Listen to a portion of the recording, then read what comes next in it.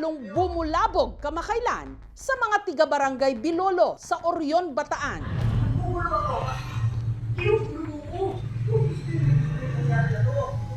Sinungaling mo? Si lalaki, nagpupuyos sa galit. Ayaw na raw kasi siyang balikan ng nakipaghiwalay niyang misis. Ay, ayoko na nga! Bakit ba hindi mo maintindihan? Hindi mo dapat ganyanin. Ulit-ulit. Ayoko na nga! Pero mataki ako. Puro ka karapatan! Ginawa mo. Puro ka karapatan! Teka lang. Magalit. Ganito yung ginawa mo namin. Nagkakalampagan po yung sa bahay nila. Ayaw po naming makialam kasi baka madamay.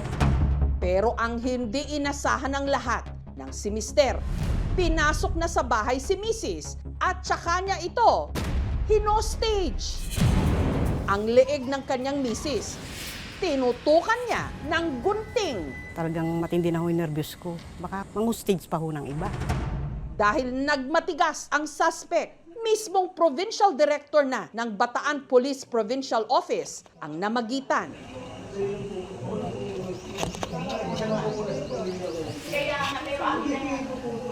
Huwag matigas ang ulo sa Parang nasakluban ng langit. Kala ko katapusan na namin. Gaano ba kalapit ang pagitan ng pagmamahal at karahasan?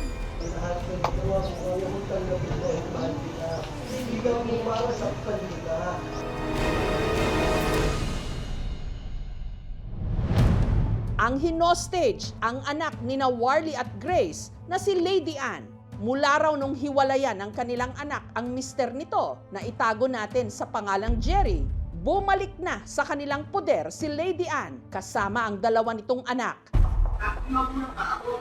Pero umaga nitong May 19, bigla na lang daw dumating si Jerry sa kanilang bahay. Nagbubunga nga siya dito sa may bintana. Nagsasagutan sila. Hindi ako pa magsalita dito? Nandito ka? Pero mataki ako.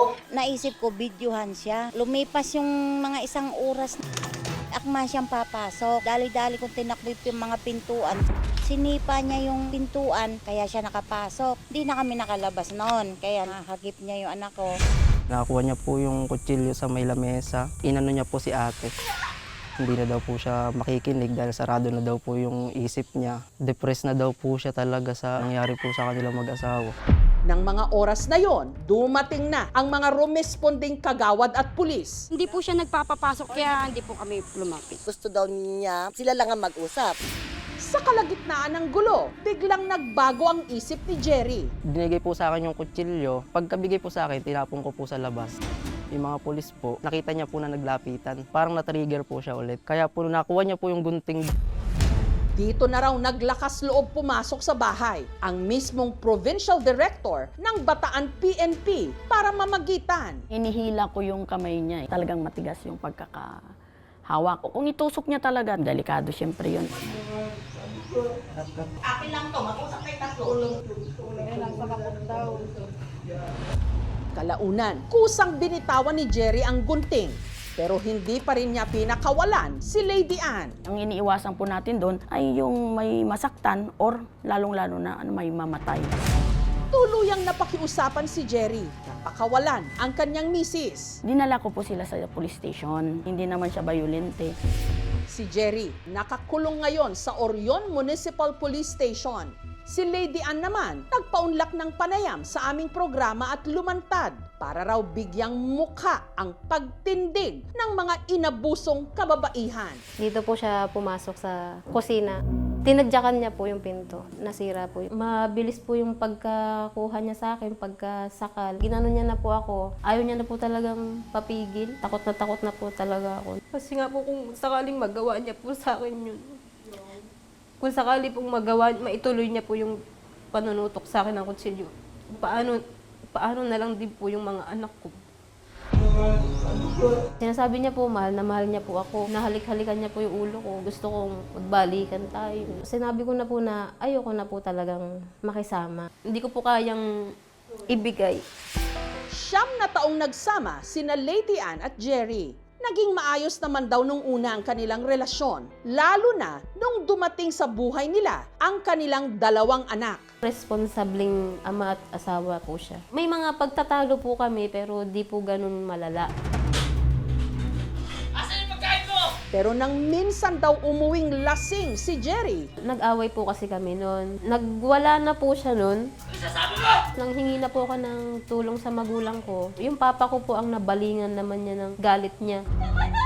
Galit na galit siya sa akin. Hinabol niya ako ng taga. Pinaghiwalay ko talaga sila. Napagdesisyonan ko po na makipaghiwalay po muna sa kanya. pero hindi raw sinukuan ni Jerry ang kanyang mag-iina. Kaya makalipas ang 2 taon, nagkabalikan sila. Tinanggap ko po ulit siya na blinded na po sa pag-ibig. Para din po sa anak namin. Tumira po kami sa poder po ng nanay niya. Doon na po parang nag-iiba na po yung ugali niya. Mas lumalala po. Naging seloso na rin daw ito. Umihi lang po ako sa labas. Pinag-isipan niya na po ako na may kinatagpo. Hanggang umabot sa puntong sinaktan na ni Jerry si Lady Ann. Ang pananakit na ulit pa raw ng 1 beses. May nag-a-advise na rin po sa akin. Gusto ko na po makipaghiwalay pero inano ko pa rin po na sige pa, baka sakali pa magbago. Hanggang nitong Oktubre, muli raw silang nag-away nang dahil sa tubig. Yung container po kasing blue, hindi niya po napuno. Kung ako yan, mapupuno ko yan, sabi ko pong ganun. Nag-init na po yung ulo niya. Nagwala na po talaga siya. Doon na po ako nag-formal ng hiwalay sa kanya. October last year, almost 3 times silang nag-blatter. Lagi silang may problemang mag-asawa talaga. Inisyo ko yung BPO, Barangay Protection Order, para hindi makalapit ang asawang lalaking nananakit. 15 days lang ang effectivity nito. Pero kahit hiniwalayan na niya si Jerry, hindi pa rin daw siya tinantanan nito. Katunayan, hindi raw ito ang unang beses na pinagtangkaan ng kanyang mister ang kanyang buhay. Hiwalay na po kami. Pumunta po siya dito. Nakikipagbalikan. Sinabi ko na po sa kanya yan na talagang nawala yung pagmamahal ko sa'yo. Bigla niya po akong nahatak, nakaladkad palabas. Sinakal niya po ako na may nakatutok na kutsilyo. Samantala, si Jerry na kasalukuyang nakakulong, pumayag ding magpa-interview. Aminado naman daw siya sa mga naging pagkukulang niya sa kanyang misis. Namumura ko siya, siyempre po, galing po akong trabaho, ma'am. Pag-uwi niyo po sa bahay, pagbukas mo ng kaldero, wala man lang sinaing. Nakakagalit po talaga yun, di ba? Yung nasaktan ko siya, yung 1 beses lang po talaga. Maraming beses niya po ako sinampal, kaya sinampal ko na rin po siya.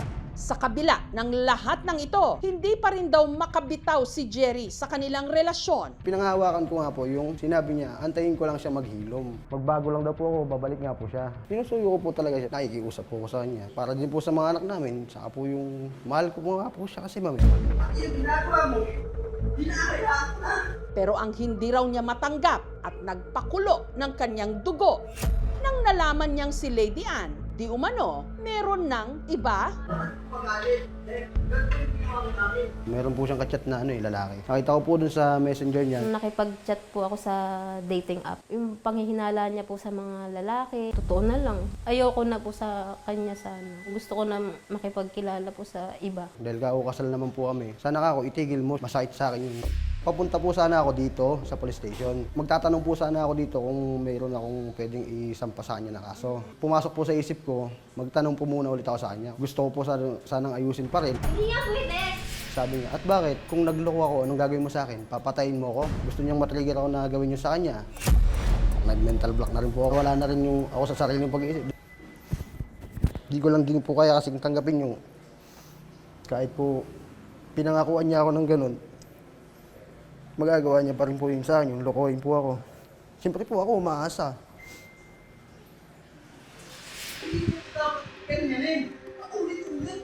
Ayon sa Revised Penal Code Article 333, maaaring makasuhan ng adultery ang isang babaeng may asawa kapag siya ay nagkaroon ng sexual na relasyon sa isang lalaki na hindi niya asawa. Hindi sapat ang selos, ang duda, text, mga lambingan o mga pag-uusap sa cellphone. Maaaring magagamit siya na circumstantial evidence, pero ang direct evidence talaga na makakapagpatunay ay yung mahuli sila sa isang compromising situation.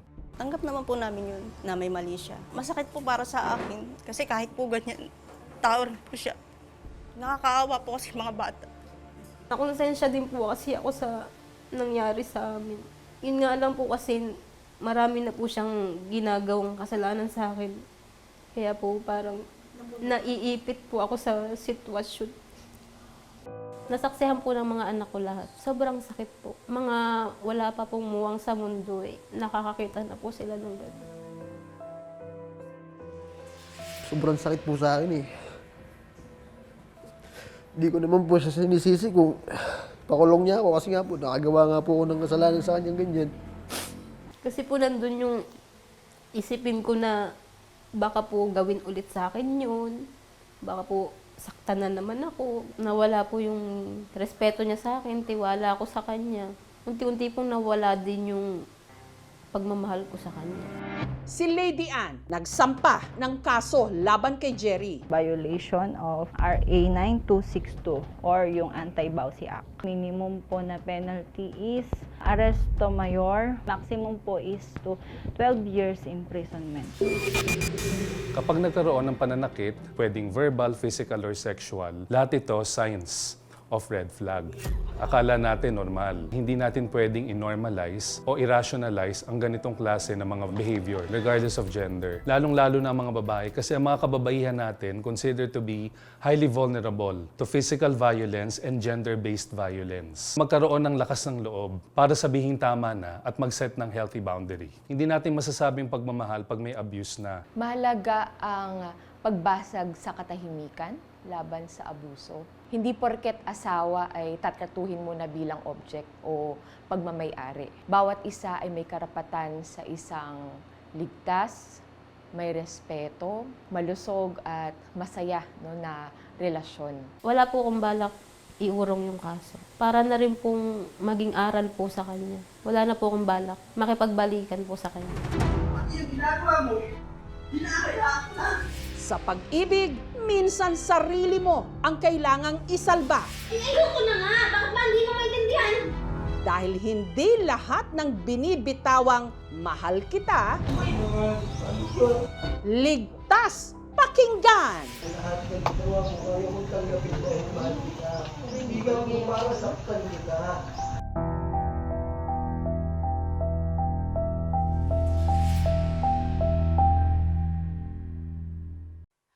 Thank you for watching, mga kapuso. Kung nagustuhan niyo po ang videong ito, subscribe na sa GMA Public Affairs YouTube channel.